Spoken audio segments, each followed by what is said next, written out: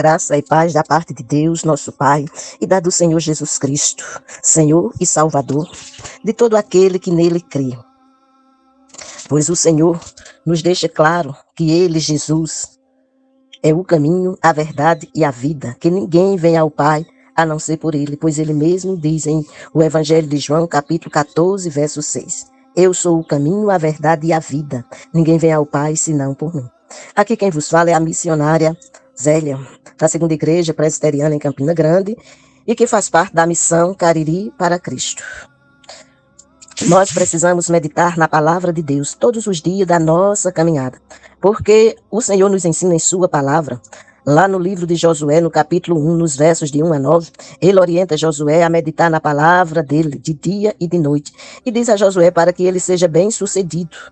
Diz ele, não tu mandei eu, esforça-te e tem bom ânimo. Você e eu precisamos nos esforçar, precisamos ter bom ânimo para meditar na palavra de Deus. E o que é meditar? É você ler, refletir do texto e observar se você está colocando na prática esta palavra. Depois você vai contemplar no próprio livro dos Salmos, que ele nos diz, todo ser que respira, louve ao Senhor. Está lá no Salmo 150, no verso 6. Mas no Salmo 1, no verso 2, ele diz que o nosso prazer deve ser meditar na sua palavra de dia e de noite. Além desse contexto, nós vamos observar no livro do profeta Jeremias, que ele, quando convoca Jeremias para anunciar as boas novas de salvação, nos versos 11 e 12, depois de ter vocacionado Jeremias, ele pergunta a Jeremias, que vês tu, Jeremias? E Jeremias responde, vejo uma vara de amendoeira. E ele disse a Jeremias, viste bem, porque eu velo em cumprir a minha palavra. Quando você olha para o contexto do Novo Testamento, você vai contemplar lá em Mateus capítulo 24, verso 35, ele diz, passa-se os céus, passa-se a terra, mas esta palavra não passará. Olhando a importância da palavra e lendo em Isaías 43, verso 7, nós vamos contemplar o Senhor dizendo, todos os que são chamados pelo meu nome e os que criei para a minha glória, sim, aqueles que formei e fiz. O ser humano foi criado para a glória de Deus. Pois é o próprio Deus quem declara isso usando o profeta. Você tem glorificado a Deus?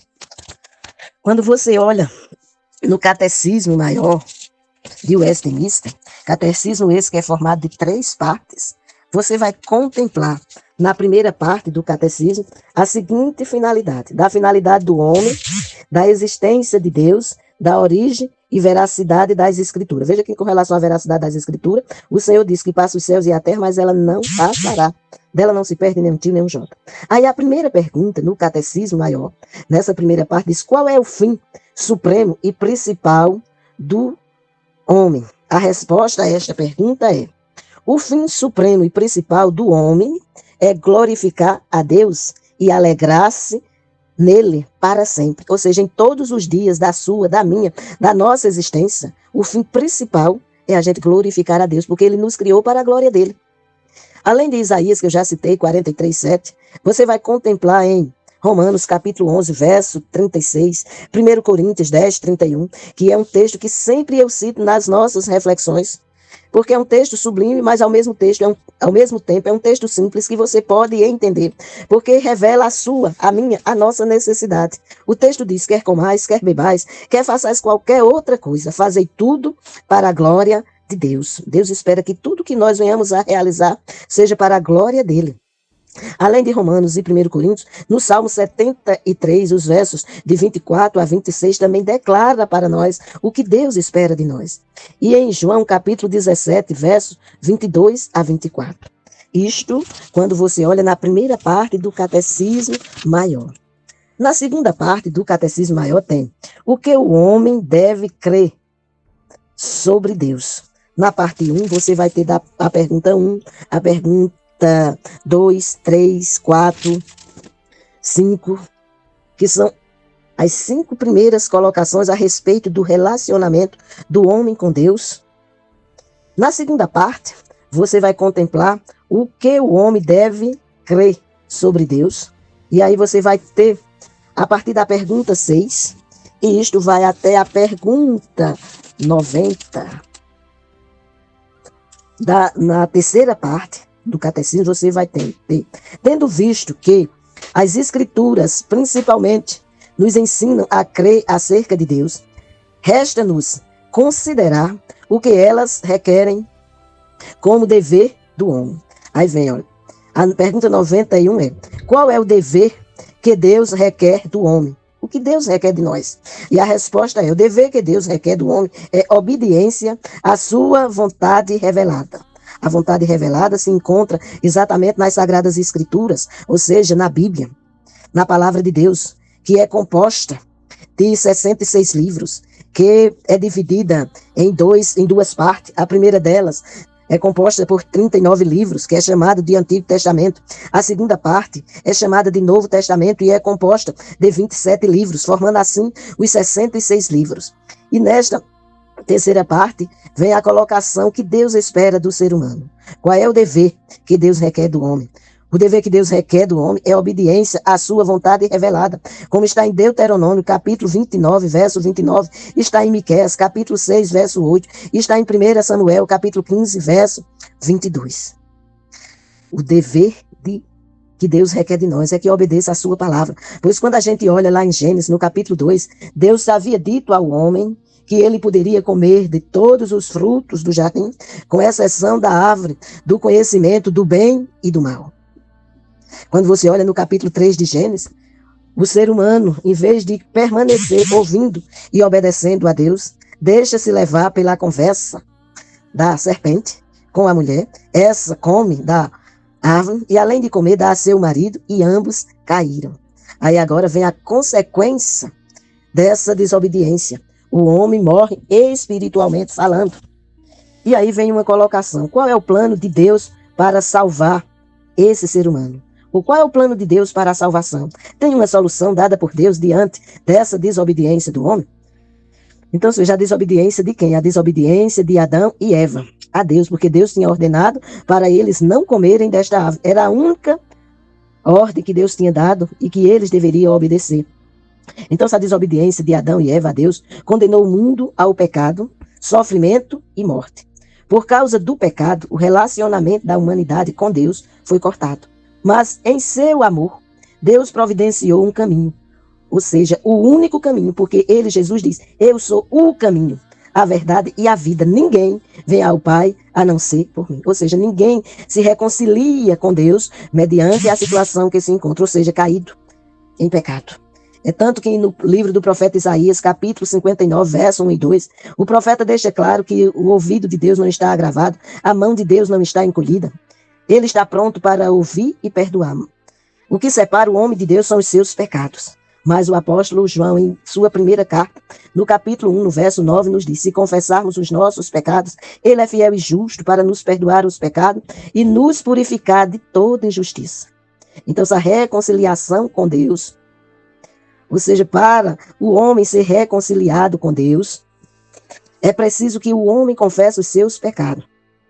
Pois para reconciliar os pecadores consigo mesmo, Jesus suportou o castigo pelo pecado da humanidade, morrendo na cruz, como é declarado em Isaías capítulo 53. Por meio da sua morte e ressurreição, ele venceu o poder do pecado e da morte. Por isso que ele diz: eu vim, olha, o ladrão veio matar, roubar e destruir.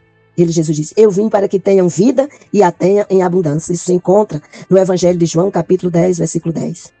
Então, Jesus veio exatamente para reconciliar a humanidade com Deus, isso através de sua morte na cruz. Pois por meio da sua morte e reconciliação, ele venceu o poder do pecado e da morte, para que as pessoas pudessem receber o perdão dos pecados e ter a vida com Deus por toda a eternidade. Portanto, a salvação é um dom de Deus, é um presente de Deus para todos os que optam por recebê-la e se comprometem a segui-lo. A fé em Cristo, e não o fato de pertencer a uma igreja ou fazer boas obras, é o único requisito para a salvação. É tanto que a palavra deixa bem claro quando um doutor da lei, ou seja, um homem que sabia manejar bem as escrituras, de Gênesis a Malaquias, ou seja, nos 39 livros do Antigo Testamento, ele vai conversar com Jesus e Jesus diz a ele: necessário te é nascer de novo. E aquele homem doutor da lei fica preocupado e diz: como pode um homem velho voltar ao ventre materno e nascer de novo? E Jesus diz a ele que Quem nasce da carne é carne, ou seja, nasce com a natureza pecaminosa. Para nascer para Deus, o homem precisa nascer da água e do Espírito. Esse é o novo nascimento.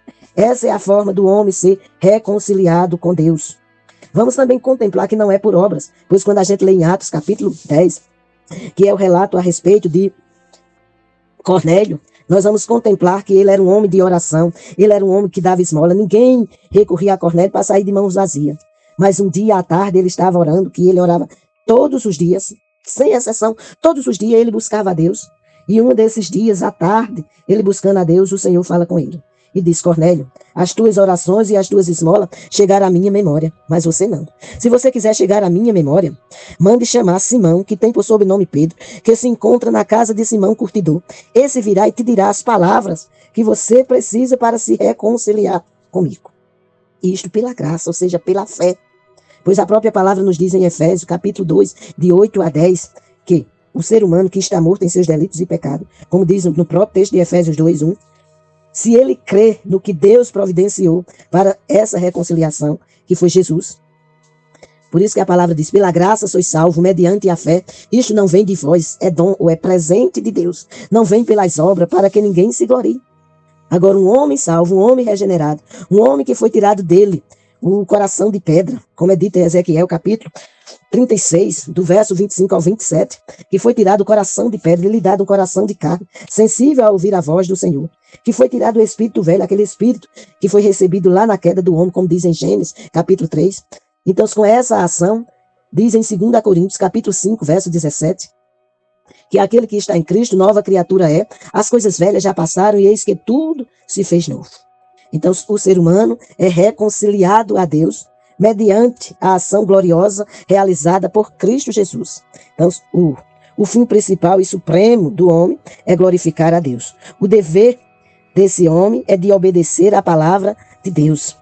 E aqui nós mostramos o processo de reconciliação. Para o ser humano ser reconciliado com Deus, não são as obras que o reconciliam. Não são exclusivamente as orações. Mas unicamente Jesus é que reconcilia este homem com Deus. Isso é feito de graça, porque o homem se encontrava morto, e ainda quem não tem Jesus se encontra morto em seus delitos e pecados. E o único ser que une o homem a Deus é Jesus, pois ele diz claramente: eu sou o caminho, a verdade e a vida. Ninguém vem ao Pai a não ser por mim. Por isso, o homem precisa buscar a Deus com fé sincera em Cristo. Pedir a Deus para que o salve. E esta salvação só acontece pela fé que o homem precisa ter em Jesus Cristo. Pois em Hebreus, capítulo 11, diz o que é fé, no verso 1. E no verso 6 diz que o homem só se reconcilia com Deus pela fé. Olha que a fé é o firme fundamento das coisas que se espera e a convicção de fatos que se não veem. E Deus diz: olha, sem fé é impossível agradar a Deus. Pois aquele que quer se aproximar de Deus, é preciso que ele creia que Deus existe e que Jesus é o único mediador entre Deus e os homens. O pecado separa as pessoas de Deus, como está lá em Romanos, capítulo 3, verso 23 ao verso 26. Deixa claramente. Em Romanos 3,10 diz que não há um justo, não há um sequer que faça o bem. No 23 diz: porque todos pecaram e destituídos estão da glória de Deus. Mas em Romanos capítulo 5, verso 8 diz que Deus prova o seu amor para conosco em que Cristo morreu por nós, sendo nós ainda pecadores. Em capítulo 6, no verso 23 de Romanos, diz que o salário do pecado é a morte, mas o dom gratuito de Deus é a vida eterna em Cristo Jesus, o Senhor. A salvação só acontece por meio de Cristo, pois é Ele quem traz vida nova ao ser humano. E você vai encontrar esta realidade em João capítulo 5, verso 24, em Atos capítulo 16, verso 30 e 31. E em 2 Coríntios capítulo 5, verso a partir do 17, o qual eu já citei, até o 21, a palavra nos deixa claro que o ser humano só se reconcilia com Deus através de Cristo Jesus. Então, qual é o plano de Deus para a salvação? O plano de Deus é que o homem reconheça que Jesus foi enviado por Deus. Ele tomou a forma humana, como diz em João capítulo 1, verso 14, que o verbo se fez carne e habitou entre nós, cheio de graça e de verdade, e vimos a sua glória como a do unigênito do Pai. Quando você reconhece essa ação, recebe isto por fé, então se você confessa os seus pecados e Deus perdoa, passa o sangue do Cordeiro, como está em Isaías 1:18. Você fica mais alvo do que a neve, mais branco do que a lã. Você deixa de ser criatura, pois no Evangelho de João, capítulo 1, versos 11 e 12, diz que Jesus veio para o que era seus e os seus não receberam, mas a todos quanto o recebeu, deu-lhes o poder de serem feitos filhos de Deus, a saber os que creem no seu nome. Você quer ser filho? Você precisa da reconciliação com Deus mediante a ação gloriosa realizada por Cristo Jesus, o Senhor. Assim você será salvo. E você, naquele dia, no dia que Jesus vier como juiz, você vai ouvir dele: vinde benditos de meu Pai, receber por herança o que vos tenho preparado antes da fundação do mundo. E se você não recebê-lo por fé, quando ele voltar, ele vai dizer assim, ó: apartai-vos de mim, maldito, para o fogo eterno, preparado para o diabo e seus anjos. Pense nisto. Citei vários textos que você, tendo a Bíblia, pode ler cada um deles em cada dia da semana e a cada dia se aproximar mais de Deus, porque o fim principal do homem é glorificar a Deus. No início dessa reflexão, eu deixei bem claro que o Senhor diz: todo ser que respira, louve ao Senhor. Você precisa louvar a Deus. E a primeira atitude de se louvar a Deus é reconhecendo que é pecador, é confessando o seu pecado e pedindo a Ele que passe no seu o sangue do Cordeiro, porque o sangue do Cordeiro nos purifica de todo o pecado. O apóstolo João nos diz, e assim repito: se confessarmos os nossos pecados, Ele é fiel e justo para nos perdoar os pecados e nos purificar de toda injustiça. Se reconcilie com Deus. Leve sua família a se reconciliar com Deus. Ande na presença de Deus.